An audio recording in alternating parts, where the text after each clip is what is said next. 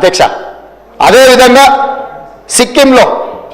సిక్కింలో కూడా సిక్కిం రాష్ట్రంలో సీట్లు పెంచాలని 2018 కేంద్ర ప్రభుత్వం క్యాబినెట్లో రెజల్యూషన్ పాస్ చేసి ఈరోజు సిక్కింలో నియోజకవర్గాల పునర్విభజన ప్రక్రియ కొనసాగుతుంది అధ్యక్ష. జమ్మూ కాశ్మీర్లో కానీ సిక్కిం రాష్ట్రంలో కానీ నియోజకవర్గాల పునర్విభజన 2011 జనాభా దామాషా ప్రకారమే నియోజకవర్గాల పునర్విభజన జరిగింది. మరి ఈరోజు మేము ఆందోళన చెందడానికి, ఈరోజు శాసనసభలో తీర్మానం ప్రవేశపెట్టడానికి కేంద్ర ప్రభుత్వం అవలంబిస్తున్న ద్వంద్వ విధానాలను ఈరోజు ప్రజల దృష్టికి తీసుకువెళ్ళడం కోసమే ఈరోజు తీసుకున్నాము. పార్లమెంటులోనే 2014 పునర్విభజన చట్టంలో పొందుపరిచిన ఆంధ్రప్రదేశ్ తెలంగాణ శాసనసభ నియోజకవర్గాల పెంపును మీరు పక్కన పెట్టి మీకు రాజకీయ ప్రయోజనం లేదని 2 రాష్ట్రాల్లో అసెంబ్లీ సీట్లు పెంచకపోవడం, రెండో పక్కన మీకు రాజకీయ ప్రయోజనం ఉందనుకున్న జమ్మూ కాశ్మీర్ అండ్ సిక్కింలో శాసనసభ నియోజకవర్గాలను పెంచడం, ఆ పెంచడానికి ప్రాతిపదిక 2011 జనాభా లెక్కలను తీసుకోవడం అనేది ఈరోజు మనందరం కూడా గమనించవలసిన అవసరం ఉన్నది అధ్యక్ష. ఇది చాలా ప్రమాదకరమైన సందర్భం. ప్రమాద గంటికలు మోగుతున్నాయి.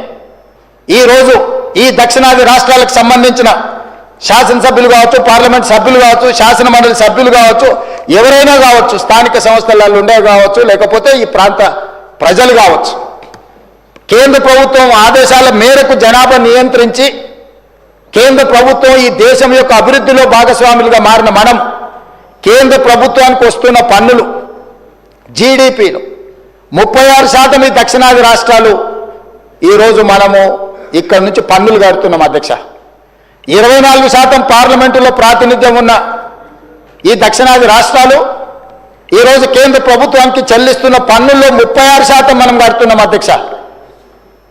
తిరిగి మనకు వస్తున్న చాలా తక్కువ అధ్యక్ష. ₹1 తెలంగాణ రాష్ట్రం నుంచి మనం పన్నులు చెల్లిస్తే 42 పైసలు మనకు వస్తున్నాయి అధ్యక్ష. కేరళకు 16 పైసలు వస్తున్నాయి అధ్యక్ష. తమిళనాడుకు 29 పైసలు వస్తున్నాయి అధ్యక్ష. ఇట్లా చాలా తక్కువ. మనం ₹1 చెల్లిస్తే మనకు వచ్చేది తిరిగి కేంద్ర ప్రభుత్వం నుంచి వస్తున్న వాటా చాలా తక్కువ ఉంది.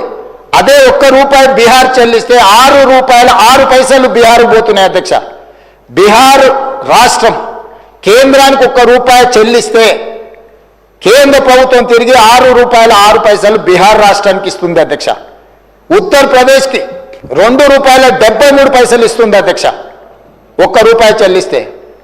అదేవిధంగా మధ్యప్రదేశ్కి ₹1.70 చెల్లిస్తున్నారు అధ్యక్ష. అంటే ఈరోజు ఆర్థికంగా మనకు నష్టం జరిగినా పర్వాలేదు. ఈరోజు ఆర్థిక అభివృద్ధితో పాటు ఉద్యోగ ఉపాధి అవకాశాలలో దక్షిణాది రాష్ట్రాలు ఈ దేశానికి ఆదర్శంగా నిలబడ్డాయి.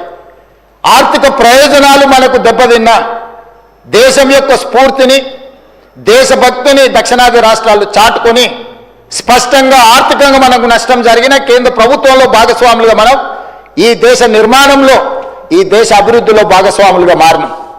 కానీ ఈరోజు ఆర్థిక ప్రయోజనాలను వదులుకున్నా ఈరోజు రాజకీయంగా మన ప్రాతినిధ్యాన్ని వదులుకోవడానికి మనం సిద్ధంగా లేము అధ్యక్ష. అందుకే ఈరోజు మేము స్పష్టంగా కేంద్ర ప్రభుత్వాన్ని డిమాండ్ చేస్తున్నాం. 100% ఈ అంశానికి సంబంధించి విస్తృత స్థాయిలో చర్చ